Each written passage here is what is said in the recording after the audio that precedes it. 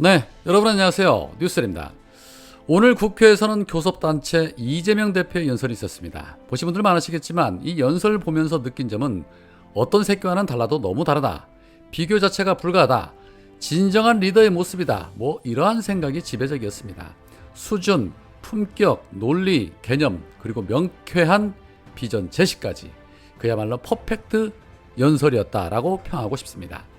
국내외를 막론하고 연설만 하면 도리도리는 기본이고 연설문을 보지 않고는 말도 제대로 못하는 바보와는 너무 다른 모습 속에서 한편으로는 흐뭇하면서도 또 다른 한편으로 어쩌다가 이런 인재를 놔두고 나라가 이 지경이 되었나 싶은 생각이 들기도 했습니다. 오늘 이재명 대표 연설 중에 어느 것 하나 중요하지 않은 것이 없었지만 결론은 정쟁이 아닌 오로지 민생이었습니다. 진정한 대통령감의 모습이죠. 그 중에서도 강조한 메시지 중에 이 윤석열 외교 참사와 에너지 정책을 두고 날카롭게 대립각을 세우며 이런 말을 했습니다. 안타깝게도 며칠 전 대통령의 영미 순방은 이 정부의 외교 수준을 적나라하게 보여줬다. 조문 없는 조문외교, 굴욕적 한일 정상회동은 국격을 훼손시켰다. 전기차 차별 시정을 위한 인플레이션 감축법 논의와 통화 스와프는 이번 순방의 핵심 과제였음에도 꺼내지 못한 의제가 됐다. 총성 없는 전쟁인 외교에 연습은 없다. 초보라는 말로 양해되지 않는 혹독한 실전이다. 오판 하나, 실언 하나로 국익은 훼손되고 막대한 비용이 발생한다. 제1야당으로서 이번 외교 참사의 책임을 분명히 묻겠다. 그 책임을 국민과 언론, 야당에 뒤집어 씌우려는 이 시도는 결코 성공하지 못할 것임을 엄중히 경고한다 라고 말하면서 사실상 윤석열과의 전면전을 선포를 했습니다. 자, 이 외에도 초부자 감세, 탈원전 정책, 균형 외교, 시행령 통치 등을 언급하고 또 2024년도 총선과 더불어서 개헌을 주장했고 특위 구성도 제안을 했으며 국회의원 면책특권 내려놓기도 주문을 했습니다. 하나하나 따져보면 전부 국민들이 요구하고 원하는 것들입니다. 정말 든든하죠. 지금 나라 꼴 말이 아닙니다. 오늘 환율 13년 6개월 만에 최고치인 1440원을 돌파했습니다. 종합주가지수 2200선이 무너졌습니다. 이러한 기세라면 기업들의 줄도사는 피할 수 없는 지경이 될 것이고 실업 대란, 고물가로 인해 서민들의 삶은 나락으로 떨어질 것 불보듯 뻔한 일입니다. 그런데 지금 윤석열 정부 뭐하고 있습니까? 윤석열 욕설 파문을 물타기 하기 위해서 국임당 의원들은 단체로 MBC에 항의 방문하고 정쟁을 삼고 있습니다. 권성동을 비롯한 이 국임당 의원들은 오늘 MBC를 항의 방문해서 공영방송 자격이 없는 MBC를 민영화해야 한다라고 입을 털어댔습니다. 지들이 싸놓고 방송사 탓하는 이 적폐들의 수준. 이런 조직적인 언론 탄압이야말로 이 윤석열 지지율 하락과 더불어서 퇴진을 앞당기는 모습이 아닐까 하는 생각인데 국민들은 이들의 주장 어떻게 생각하고 있을까요? 여론조사 업체인 조원 CNI가 발표한 이 윤석열 지지율을 보면 잘하고 있다는 평가 27.7% 나타났습니다. 28%보다도 못한 수치입니다. 잘못한다는 응답 무려 71.3% 나타났습니다. 국민의 절대 다수가 윤석열이 못해도 쪽팔리게 못하고 있다고 평가하고 있는 것입니다. 하물며 보수층에서마저도 부정평가가 50.7%, 긍정평가가 49.3%로 부정이 앞섰고 대구 경북마저도 부정이 66.4%, 긍정이 31.7%로 기록이 됐습니다. 연령대에서도 60대 이상 평가에서는 부정이 53.9%, 긍정이 44.5%를 기록했습니다. 특히 20대와 40대에서는 부정평가가 81%와 84%를 기록을 했습니다.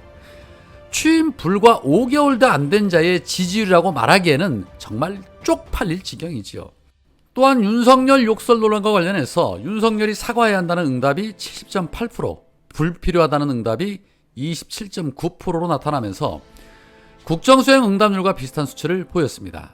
그런데 사과 따위 필요 없지요. 그깟 사과, 맘에도 없는 사과 할 놈도 아니고 받고 싶지도 않습니다. 속 시끄럽게 하지 말고 그냥 하루라도 빨리 내려오면 되는 것이죠. 자, 그런데 여론조사 기관 넥스트위크 리서치가 발표한 조사에 의하면 이 윤석열 발언 중에 바이든이 맞다라는 응답이 61.2% 조사가 됐고 대통령실의 주장대로 날리면이 맞다라고 답한 응답이 26.9%로 나타났습니다. 지지 성향별로 보면 윤석열을 지지한다는 지층 중에서는 날리면으로 들린다는 응답이 무려 75.1%였고 바이든으로 들린다는 응답이 11.9%로 나타났습니다. 역시나 같은 말을 듣고도 뇌가 한쪽으로 치우친 사람들의 귀에는 그렇게 들리나 봅니다.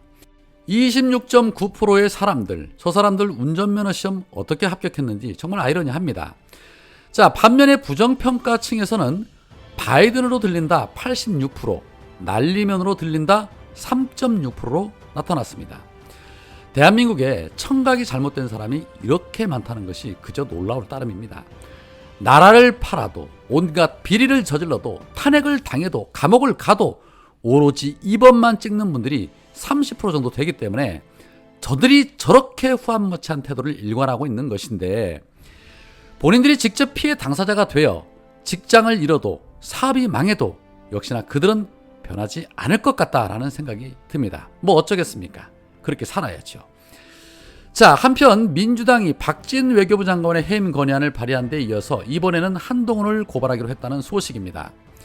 한동훈이 어제 헌재 출석해서 검찰청법과 형사소송법 개정안 위헌 여부를 설명하는 과정에 허위 사실을 유포했다는 것이 바로 그 이유입니다.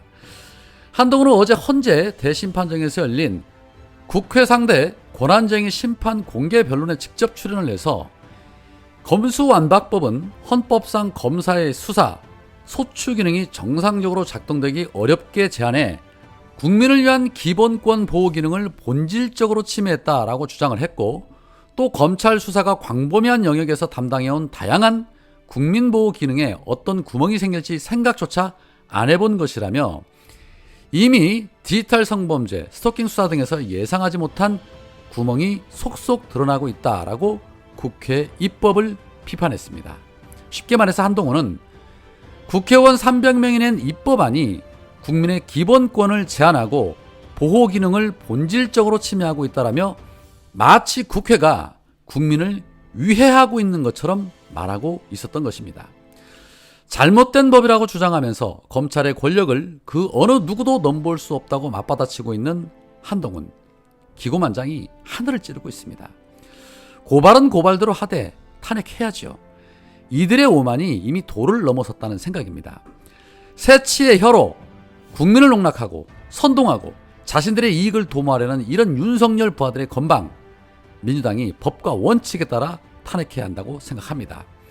이재명 대표가 외교 참사에 대한 책임을 묻겠다고 선전포고를 한 것처럼 국회에 대해서 전면전을 선포하고 국회를 능멸하는 이런 처사에 대해서도 반드시 책임을 물어야 합니다. 그 책임은 곧 탄핵인 것이죠.